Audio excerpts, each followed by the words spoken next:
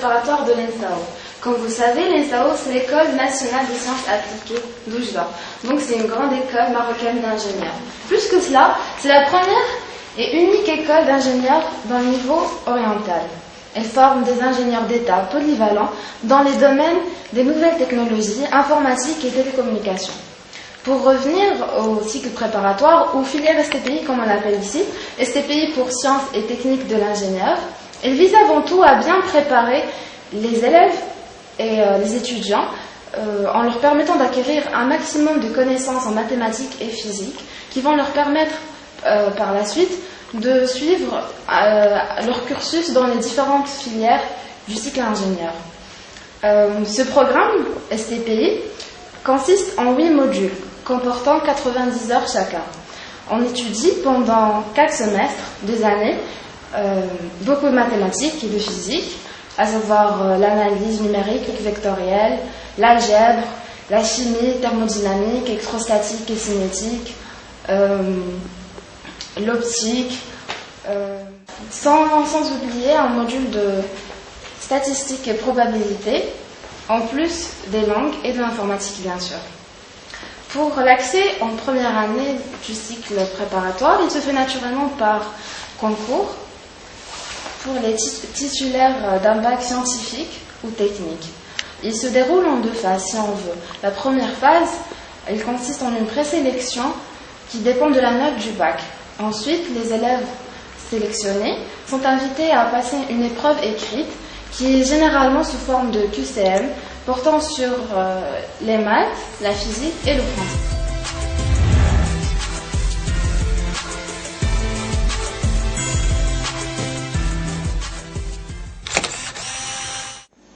L'ENSAO, c'est une prestigieuse école d'ingénieurs de l'Oriental, compte parmi ses filières génie informatique. Personnellement, au début, j'étais confus. Il y avait tellement de bonnes filières, je ne savais pas quoi choisir. Mais ensuite, j'ai tenté ma chance avec génie informatique et je n'ai pas regretté ce choix, même pas le moindre petit instant. En fait, génie informatique m'a apporté plusieurs choses. Le travail d'équipe d'abord, un certain engagement de ma part de suivre les technologies actuelles en informatique, des outils avancés, des outils actuels, je dirais un certain nombre de disciplines qui nous seront utiles tout au long de notre carrière en tant qu'informaticien, en tant qu'ingénieur informaticien d'État. En effet, nous faisons d'autres choses en parallèle. Nous faisons du marketing, du management, de la gestion de projet, éventuellement de la gestion de projet informatique. Et je peux vous dire que, en plus de ce qu'on nous enseigne de théorique, nous faisons aussi de la pratique. Je vous cite parmi nos projets l'OSDAIS. L'OSDAIS, c'était un projet des plus réussis de l'ENSA. Étant en 4e année, j'ai déjà passé un stage en 3e année. Ce stage m'a permis de voir les choses en concret, de voir les entreprises d'aujourd'hui au concret. J'ai déjà eu des collègues, disons, d'autres écoles, et je peux vous dire que génie informatique de l'ENSA se positionne bien côté informatique, côté filière informatique. J'ai déjà eu des collègues qui ont apprécié mon travail, qui ont apprécié mes connaissances, ces connaissances que nos chefs professeurs et ce que l'ENSAO nous a appris. Ils ont appris de côté technologie.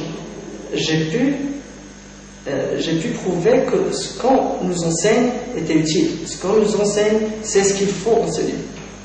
Je suis sûr qu'aucune personne qui a fait génie informatique n'a regretté ce choix. Je ne l'ai pas regretté, mes amis ne l'ont pas regretté. Inch'Allah, vous le regretterez pas non plus.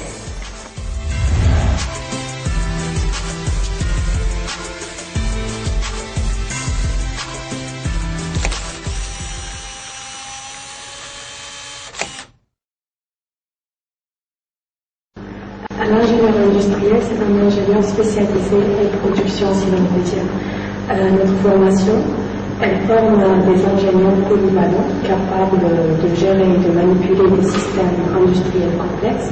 Et aussi, elle nous forme à analyser les problèmes et à les traiter d'une façon plus ou moins correcte. Elle nous aide à développer notre esprit d'équipe. Et aussi, l'ingénieur industriel, pour ainsi dire, a été spécialement conçu pour mettre à niveau les entreprises marocaines afin qu'elles puissent mieux affronter les problèmes de mondialisation.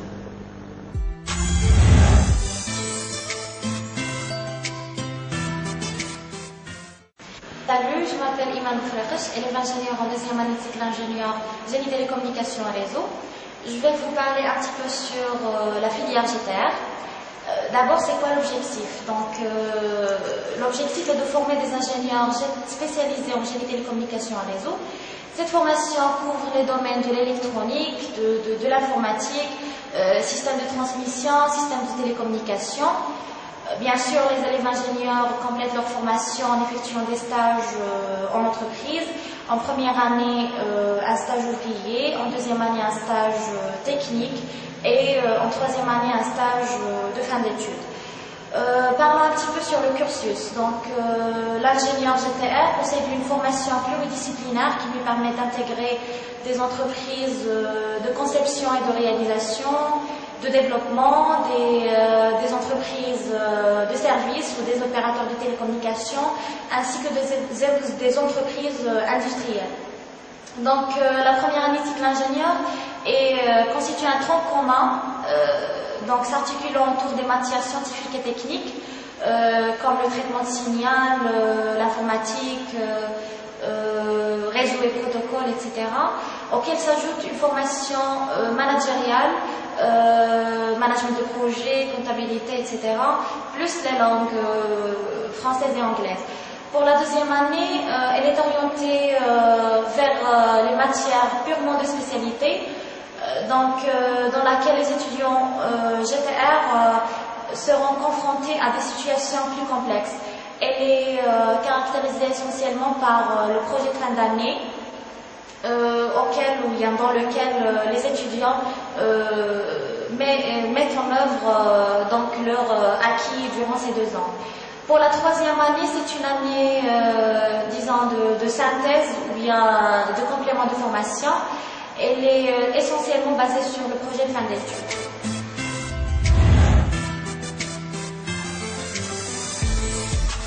Diplôme d'ingénieur d'État en géodésie ou génie électronique et informatique industrielle sanctionne 3 années d'études dans le département géodésie de l'ENSAO.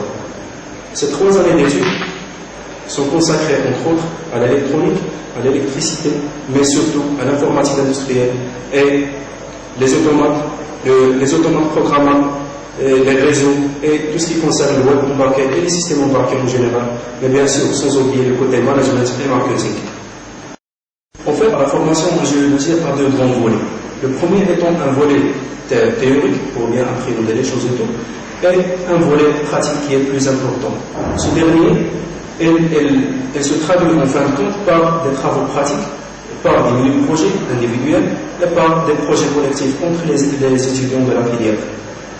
Il faut noter aussi c'est que la filière géodésie adapte son enseignement au marché et avec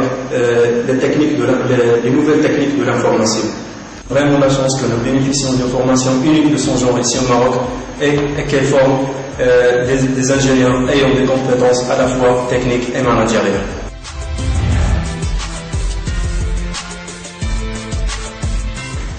La filière de la génie électrique, c'est une filière parmi les branches de l'École nationale des sciences appliquées qui a comme objectif de former des ingénieurs d'État capables de concevoir et de développer des applications dans le domaine de la génie électrique. On note que notre filière génie électrique est la seule filière à l'ENSA qui a une option, à savoir la microélectronique. La première année cycle ingénieur, c'est une formation générale puisqu'il nous offre les éléments nécessaires pour un ingénieur, à savoir l'outil informatique, l'outil électronique, etc. La deuxième année du cycle ingénieur, c'est une introduction à l'option, puisque Ces modules, la majorité de ces modules sont autour du traitement de signal ainsi que l'introduction au circuit programmable comme la FPGA, les microprocesseurs de traitement de signal comme la DSP. Ensuite, il y a le côté de l'électrotechnique et qu'on aura l'occasion de voir par la suite, et l'électronique de puissance, etc. D'approfondir les connaissances des étudiants dans le domaine de la microélectronique. C'est une étape un peu avancée dans l'option, puisqu'on apprend les algorithmes nécessaires pour soit le traitement de la parole, soit le traitement d'image, etc. C'est-à-dire les quelques applications de DSP ou bien de FPGA. On note aussi qu'un étudiant en génie électrique, il pratique aussi ses connaissances, c'est-à-dire il apprend théoriquement le cours et les TD, mais il fait des travaux pratiques ainsi que des projets, soit individuels, soit entre des bilans et des très longs dans le département de génie électrique.